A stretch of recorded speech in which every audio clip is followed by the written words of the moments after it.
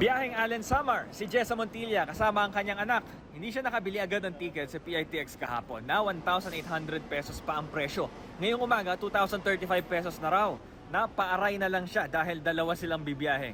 So mga bandang 8 ata, nasa 1.8 din.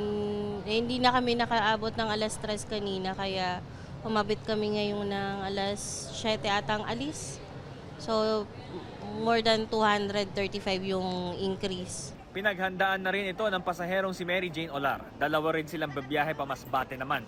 Ang bus driver naman na si Donato Ginto, inabisuhan ng kumpanya niya na posibleng magbawas ng biyahe dahil sa fare hike na bunsod ng gulo sa Middle East.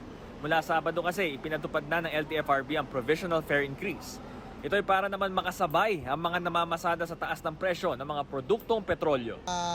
Operation manager namin, baka parang magbabawas yata ng biyahe o parang mangyayari compress ang